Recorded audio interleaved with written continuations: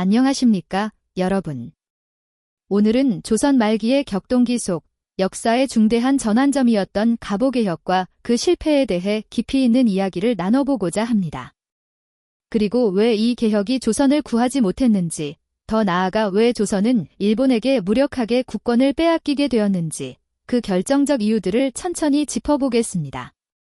19세기 후반의 조선은 이미 오래전부터 균열이 깊어지고 있었습니다. 농민들의 삶은 피폐했고 왕권은 약해졌으며 관리들의 부패는 도를 넘었습니다. 내부적으로는 붕당 정치의 유산이 아직도 사회 곳곳에 남아 있었고 외부적으로는 서양 열강들과 일본의 위협이 갈수록 커져가고 있었지요. 이러한 배경 속에서 1894년 조선을 뒤흔든 큰 사건이 일어납니다. 바로 동학농민운동입니다.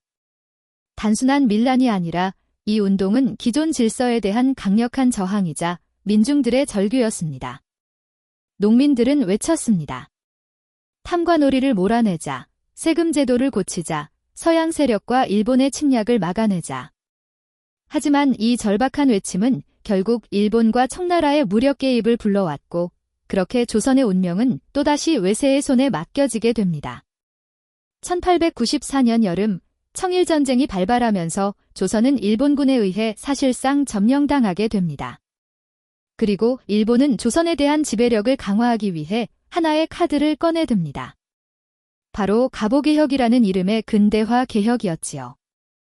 표면적으로 보면 갑오개혁은 조선을 근대국가로 나아가게 하려는 시도로 보입니다.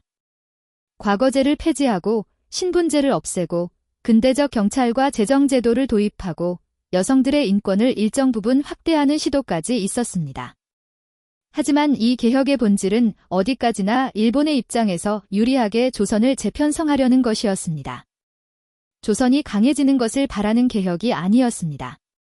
오히려 일본이 조선을 통제하기 쉬운 구조로 만들려는 개혁이었지요.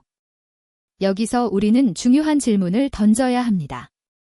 이 개혁은 과연 누구를 위한 것이었는가? 조선 백성들은 이 개혁을 전혀 이해하지 못했고 받아들일 준비도 되어 있지 않았습니다.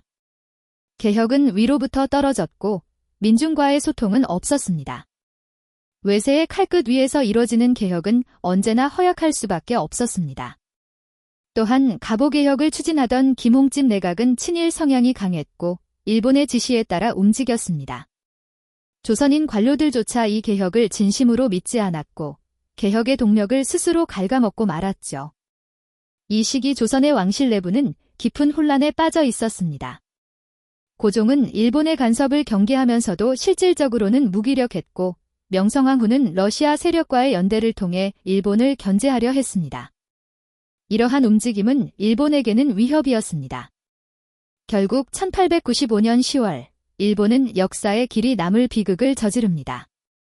명성황후를 경복궁에서 참살한 을미사변입니다.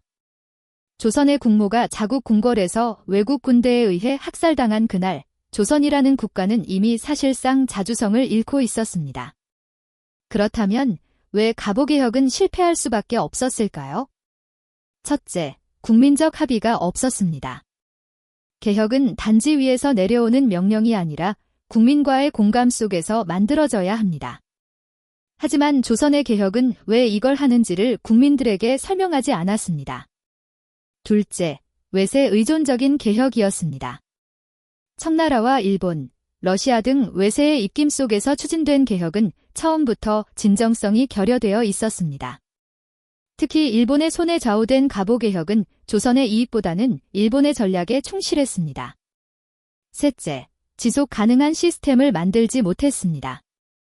근대화를 위한 제도는 많았지만 이를 실제로 실행할 수 있는 인재와 시스템은 전무했습니다. 행정체계는 여전히 구시대적이었고 관료들은 탐욕스러웠으며 국민들은 냉소적이었습니다. 갑오개혁의 실패는 단순히 일본이 나빴기 때문이 아닙니다. 조선 내부의 문제, 즉 권력의 분열, 국민과의 괴리, 시대에 뒤떨어진 체제, 그리고 무엇보다도 스스로 개혁할 수 있는 의지와 힘의 부족이 가장 큰 원인이었습니다. 조선은 근대화의 문턱 앞에서 머뭇거렸고 결국 그 기회를 일본에게 빼앗기고 맙니다.